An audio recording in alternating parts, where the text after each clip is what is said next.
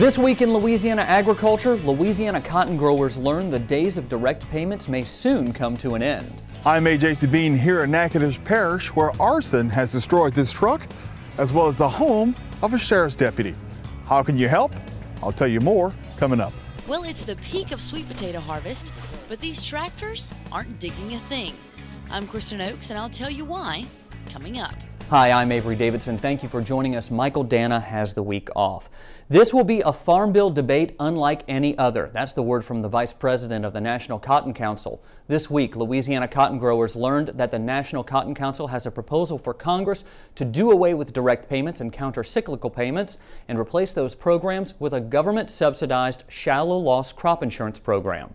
Cotton farmers may have to change their budgets because the federal government will likely change the farm bill. Dr. Gary Adams is the Vice President of Economic and Policy Analysis for the National Cotton Council.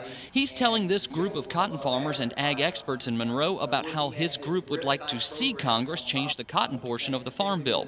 He says the NCC's proposal would end direct and counter-cyclical payments to farmers and establish a subsidized crop insurance program designed to protect farmers' income. Perhaps a loss as small as 5% in their expected revenue. Over the years, cotton has been reduced in many parts of the country, and people who have been getting direct payments and not producing cotton has been a tough issue to stand up in front of the community, let alone Congress, and say, why are you being paid for nothing? Jay Hardwick is a cotton farmer and former chairman of the National Cotton Council. He says a crop insurance program in which the federal government pays 80% of the premium and could pay farmers when prices dip below 65 cents per pound is the viable solution given the budget crisis and challenges to U.S. cotton policy filed with the World Trade Organization by Brazil. The public is concerned about expenses on commodities, and this program gets very much to that. Brazil successfully brought a challenge on cotton programs, and now we're in a phase where we have to address that as part of the development of the 2012 Farm Bill. Well, I think the time has come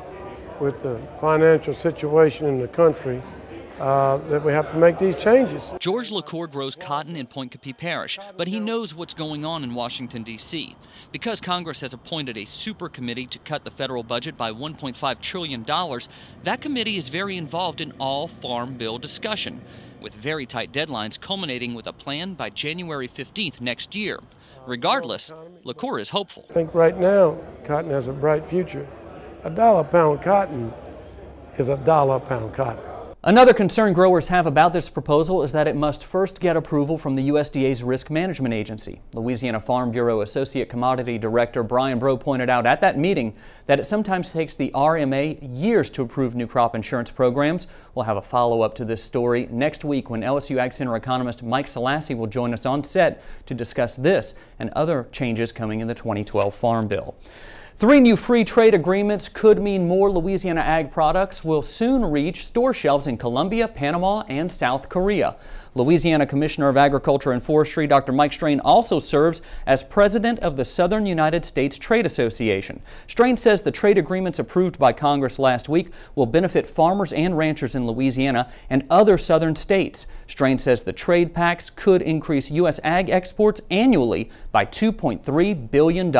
When you look at the balance of trade, agriculture is the only physical sector, I mean by physical sector, any commodity in our economy that has a positive balance of trade. Last year, that was $37 billion. According to the USDA, the U.S. will export $137 billion in ag commodities this year. That's $28 billion more than in 2010. Farmers and ranchers now have more time to build levees and secure fuel tanks on their land. This week, the EPA extended the deadline for compliance with the Spill Protection Control and Countermeasure Rule. The new deadline to have your SPCC plan in place is May 10th of 2013. If you'd like more information about this extension and to see whether or not you're already in compliance, you can visit our website at twilatv.org. Investigators in Natchitoches Parish need your help to find the arsonist or arsonists who started a fire that destroyed the home of a sheriff's deputy and thousands of acres of timberland. As This Week in Louisiana Agriculture's A.J. Sabine shows us, the Louisiana Department of Agriculture and timber industry leaders have teamed up to offer a $10,000 reward for information leading to the arrest and conviction of that arsonist. This is the only thing left of my Mustang. That's a '66 Mustang. It burned up too? Yep. Natchitoches Parish Sheriff's Deputy Ronnie Quick picks through what's left of his past. Memories taken by arson. You know, I think they need to pay for what they've done. 6 weeks ago, a wildfire set by arson consumed more than 5,000 acres of timberland and 10 homes, including Ronnie's. Ironically, Deputy Quick arrived first on the scene of his own house fire. The time I got there, it was already my shop, and a trailer house across the road from me was already fully engulfed. And, me and a friend of mine on the Go-Donner truck, Kenneth Martin, we tried to fight my house and everything, the fire there, but it was just wasn't happening. It seemed like the more water we sprayed on it, the hotter it got. But you cannot estimate the cost, the human cost, on what we have lost. During a press conference, Louisiana Commissioner of Ag and Forestry, Dr. Mike Strain, along with local law enforcement and timber industry leaders, offered a $10,000 reward for the arsonist who started the Labor Day fire. Strain says anyone with any information about this fire should come forward. We do offer rewards, but this is the first time we've offered one at $10,000. And so, you know, different companies have come together to put that up, and we're very thankful for that. And I think with this much money, we will find the person or persons responsible for this. Behind me, you can still see the foundation of Ronnie's home that he built here in 1991. With all of his memories destroyed by fire, it makes him angry to think that someone set this blaze deliberately. I get mad thinking about it. If somebody just done this through ignorance, if it was an accident, you know, an accident's an accident, but I just don't believe this was, you know, I want to believe it was an accident, but I just believe somebody started it and didn't realize what magnitude it was going to come to. While cleanup of this wildfire has already begun, investigators sift through what remains to find out who started this costly wildfire. In Natchitoches Parish, I'm A.J. Sabine for This Week in Louisiana Agriculture.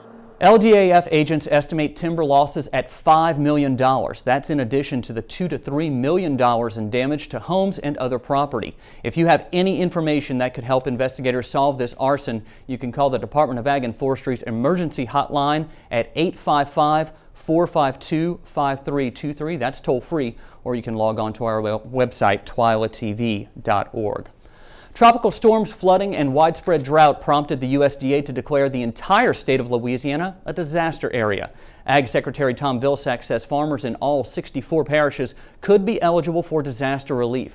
This is good news for farmers across the state who battled a dry planting season and continue to fight the drought into their harvest. This week in Louisiana Agriculture's Kristen Oakes found one sweet potato farmer who says this year's crop has been anything but sweet. For Sean Thornhill, it's the season when he hopes to hit pay dirt. That's a big old tater. But this year, the drought has left him in the dust. It is a dry and dusty land, and we're just out of water. Instead of the rumbling sounds of sweet spuds filling his bins, the somber silence says it all. The tractors are parked, the belts stand still, and these vacant fields are a solemn reminder of times before. The last time we had to stop digging because of dry conditions was about 6 years ago. And it was an unfortunate event because when it did start raining, it didn't stop. Just like any other living thing, these sweet potatoes need water to grow and survive. We've irrigated to keep up with demand, but we are out of irrigated land. We are just out of places to dig. And digging through the drought is bad news for his spuds and his help. With the dust, it makes it hard for the people to see the potatoes that we have, to breathe in all that dust. The potatoes are actually drawing in what little moisture is left. The amount of water that the potatoes are holding will damage the skin. It's hard to sell your tonnage because all your potatoes are skint. Like most markets, a short supply means more demand. Thornhill Farm. Each day, dozens of Thornhill's customers call looking for anywhere from 5 to 5,000 sweet potatoes. It is tremendously frustrating to tell a customer, no, I don't have anything. No, I don't know when I'm going to get some potatoes. And when I do have potatoes, they're already spoken for. As that demand list grows longer each day, Thornhill just hopes Mother Nature will soon supply some rain. In Franklin Parish, I'm Kristen Oakes for This Week in Louisiana Agriculture. As part of the USDA's relief plan, Louisiana farmers like Thornhill are eligible for low-interest emergency loans from the Farm Service Agency. If you'd like more information on the USDA disaster relief plan, visit our website twilatv.org, or you can contact your local FSA office. Prices for almost all agricultural commodities have been higher here lately. We've been hearing from Neil Malassa on his bottom line about how that means higher food prices for you and me. Neil is standing by with this week's special guest who says higher commodity prices do not necessarily translate to higher profits for farmers. Neil? Our guest today is Dr. David Cole. He is Professor Emeritus of Ag Economics at Virginia Tech University. And Dr. Cole, one of the things we've seen trend-wise in commodity prices here lately is the decoupling of those prices to fundamentals. You know, it doesn't really seem to matter how much grain we have. It seems to matter how much oil costs and what Europe's doing and all kinds of things. Tell me about some of these big trends that we've encountered here lately with prices. Well, I think one of the things that we're seeing is there's many game changers, and one of the game changers, of course, is the demand coming from Asia. And, of course, Asian economies and the BRIC nations are very, very strong.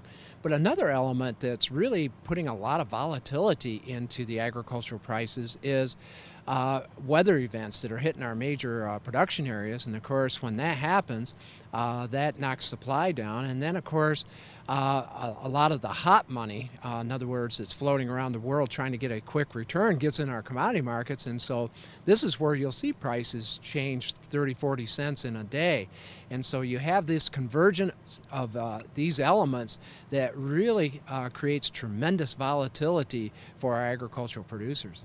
One of those, of course, that's been hit hard by that is livestock, of course, and one of the things we've talked about is the fact that with a lot of money going in, even though prices may be very high for a lot of livestock, the margin compression, that is the amount that their overhead plays into that, really takes a lot of the profitability out of it. Yeah, you're really spot on that. Matter of fact, if we look at cattle numbers right now, particularly in beef, they're at a 1950 level low. However, the prices are high, but you look at the price of corn or all the inputs that go in to feed our cattle out, they're tremendously high. And so what's happening is you have margin compression at higher input costs. So if you do have a slip up, you can go under, and you can go under very fast. So margin compression is definitely an element that's hitting our livestock sector. One of the questions, of course, in agriculture right now is, are we in a bubble? And I know one of your platforms is, it's not necessarily a credit bubble, but one of assets. Tell me more about that, and especially as it relates to land value. Well, one of the things that we're seeing is we're not in a credit bubble in agriculture like we were in the 1980s, because if you look at it, we're in more of an asset bubble, and it's being caused by 4 or 5 things. First, the BRIC nations and the demand for food, fiber, and fuel. Ethanol. And it was 6% of our corn crop. Now it's above 1/3 of our corn crop. And of course, that's creating tremendous demand, along with the low value of the dollar and the weather I talked about, but also low interest rates. So what it's done, it's created an asset bubble. And the asset bubble is different than the credit bubble because many of our farmers are putting more equity and more of the profits in. And so if we do see a correction, a credit bubble pops very fast. An asset bubble, it takes a longer period to adjust. But we're definitely in an asset bubble, particularly in what I call the islands of prosperity, agricultural regions that are really fueled by the BRIC nations. And finally, I know we can't talk about ag prices without talking about the price consumers pay at the grocery store. And the USDA has it pegged for growth throughout 2012. When can we see over the next 12 to 24 months a possible reduction, or where's these prices going to go? Well, I think one of the things is our consumers are going to be paying higher prices for food or fiber and possibly fuel, depending on where oil prices are going to go. But I think one of the things that we've really got to look at and examine, our consumers have got to think globally. And one of the things is, if China and those BRIC nations continue to demand our food, fiber, and fuel, that is also going to inflate our food products here in the United States. So it's not only the farmer that has to think globally, it's also our consumer. And so what I see for 2012, as long as there's demand, particularly in those BRIC nations, we're going to continue to see higher food costs. And of course, BRIC, Brazil, Russia, India, China, and South Africa. Is that right? You just passed that exam question. Great. I got an A. Thank you very much. He is Dr. David Cole, Professor Emeritus of Ag Economics at Virginia Tech University. Back over to you. Thanks, Neil. Still to come on This Week in Louisiana Agriculture, another sweet surprise in this week's Ag Minute. But first, they connect the world, but now the folks at AT&T are helping children connect to agriculture.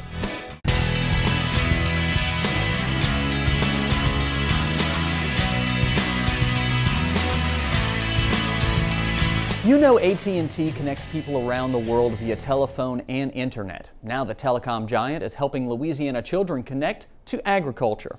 Last week, AT&T donated $25,000 to the Louisiana 4-H Foundation. Executive Director Eric Askew says the foundation will use that money to help build a new multi-purpose building at the 4-H Grant Walker camp in Pollock. Askew says that building is badly needed because right now there is no single facility at the camp which can hold all 500 campers and staff at the same time. This facility is going to be the keystone project to Camp Grant Walker, and we're excited to hopefully make this building come to fruition. Camp Grant Walker sits on more than 100 acres in Grant Parish and provides summertime education and fun to children from all 64 Louisiana parishes. If you'd like to make a donation to the 4-H Foundation, you can find a link on our website, twilatv.org. As Kristen told you earlier, October means the Louisiana sweet potato harvest is underway, and she joins us now with this week's Ag Minute. And Kristen, I need you to help solve the age-old debate. Is it a sweet potato, a yam, or what? Well, it beats me because the more I researched this, the more confused I got. But apparently, I'm not alone. Search the age-old battle of sweet potato versus yam, and thousands of sites pop up with their own take on what the topic is. So, what's the final verdict? I'll let you be the judge.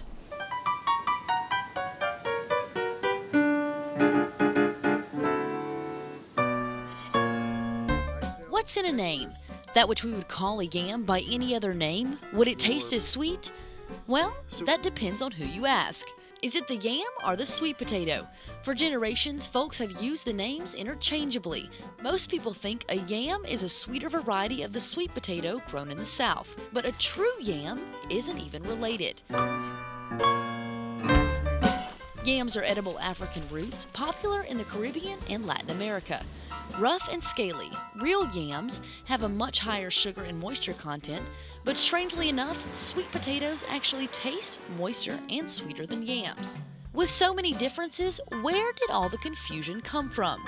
Several decades ago, orange flesh sweet potatoes were introduced to the southern U.S. Producers and shippers wanted to distinguish them from the traditional white sweet potatoes, so they adopted the term yam. The USDA requires that the label yam must always be accompanied by the name sweet potato. So there you have it. An American yam is really just a sweet potato in disguise. Are you still stuck on a name? Don't worry, the Louisiana industry couldn't decide either. They embrace both names on their website titled Louisiana Sweet Potato Yams. Well, now it's time for TWILA Trivia. Last week I asked you which U.S. state produces the most pork, and Mike guessed correct. The answer is C, Iowa. For this week's question, which former U.S. president grew sweet potatoes on his farmland? Was it A, George W. Bush, B, George Washington, or C, Jimmy Carter? Well, you know the drill. Log on to our website, twilatv.org, submit your answer, and we'll send you a box of fresh sweet potatoes straight from Thornhill Farms. Still to come on This Week in Louisiana Agriculture. Is margin compression squeezing the profitability out of the ag industry? Find out more coming up.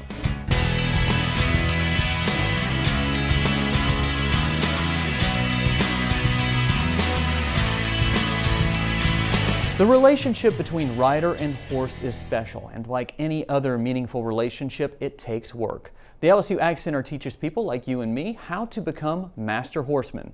Toby Blanchard has our story. Suzanne Lovell has owned horses for 10 years. She recently acquired Jazz, a thoroughbred. She and Jazz are attending the LSU Ag Center's Master Horseman program in Baton Rouge. I want to become a rider that my horse can trust. Gaining Jazz's trust has been a challenge for Lovell, but she feels that she and her horse are ready to learn. And the Master Horseman program is the best place to do it. If you teach her, she's good to go, and I want to teach her correctly. Lovell and other participants attend 8 3-hour sessions where they learn knot tying, nutrition, groundwork, and establishing communication and trust with their horse. Studies conducted by the LSU Ag Center show that horse people tend to learn from other horse enthusiasts. The overall goal is to take these people's knowledge up a step so that the people that they influence can also have the benefit of this class. The program, which has been offered in other parts of the state, is for anyone open to learning more about horses. Kathy Butt, who has always had a love of horses, is hoping for more concrete training. My training is very informal through books and things like that, and I know a bunch of people who have participated in the program and have really become better horse people for it. After these participants graduate from the program, they will be required to complete 20 hours of volunteer work with horse-related activities. Master Horseman has increased volunteerism with the 4-H horse program. For This Week in Louisiana Agriculture, this is Toby Blanchard with the LSU Ag Center. To learn more about the LSU Ag Center's Master Horseman program, you can visit our website at twilatv.org. Fall is the perfect time for a trail ride, and that's just one of the events happening at the Clinton Arena Fun Day Horse Show in East Feliciana Parish. The fun starts at 7 a.m. Saturday, October 29th at the Clinton Covered Arena just east of the town of Clinton. There are many events other than the trail ride. Entry fees for the events are $5 per event, except for the lead line, which is only $2. If you just want to watch, hey, it's free. To find out more information, visit our website at twilatv.org. Well, once again, Neil Melanson joins us for this week's Bottom Line. And Neil, when you were speaking to Dr. Cole a little bit earlier in the show, you used a term that I don't think many of us are familiar with, namely margin compression. What exactly is that? Well, Avery, it's a term that explains a lot about what's going on in the ag industry right now. And while there's a lot of money floating around, there's not necessarily a lot of profit. We've talked about this before with the livestock sector in particular, where even though livestock prices have soared, profits haven't necessarily done so. Sure, ranchers are selling their cattle at higher prices than ever, but unless they're getting out of the business entirely, replacement cattle costs are soaring. So even though they're making historically high prices for those cattle, they're sometimes seeing higher prices for the replacement calves than they sold their fed cattle for. And that's only if they can find calves, which in some parts are scarce or non-existent. Supposing they have cattle to breed, there's also the cost of feeding and watering those cattle. This year we've seen many parts of the southern plains, which includes Texas, have a 90% or greater poor to very poor rating in their pasture lands. And while that's been good for Louisiana folks to sell them hay, it adds to the overall overhead they face and long-term beef prices as well. This margin compression affects almost all commodities, and it's most easily explained like this. When you have low prices, generally the overhead costs are also low, so even though you're not making as much money per unit, you're also not paying out as much, and you can increase profit by increasing volume. Now, when you raise the cost of everything, generally the overhead costs rise faster, and that's because there's more of them, so the price of the commodity you're selling, and thus the margin of profitability gets compressed. I'm hearing a lot from farmers that farm credit is getting harder to come by, and so increasing volume is increasingly harder to obtain. The bottom line, Avery, is that margin compression is squeezing out a lot of our producers, especially when it looks like this new farm bill is going to cut out their safety nets. Yeah, I'm going to be really interested in what Dr. Mike Selassie has to say next week about the farm bill. Thanks a lot, Neil Melanson. And remember, you can listen to Neil's reports on the Louisiana Farm Bureau radio network for a list of stations where you can tune in, or you can listen online. Just click over to our website at twilatv.org and look for the LFB radio link on the left side of the homepage. Well, that does it for this edition of This Week in Louisiana Agriculture. Next week, we'll take a look at Election 2011, the races for governor, lieutenant governor, and of course, commissioner of agriculture. Nothing is certain until you go to the polls. Until then, you can watch all of our stories online on our website, twilatv.org. For all of us here at This Week in Louisiana Agriculture, I'm Avery Davidson. I hope to see you again right here next week.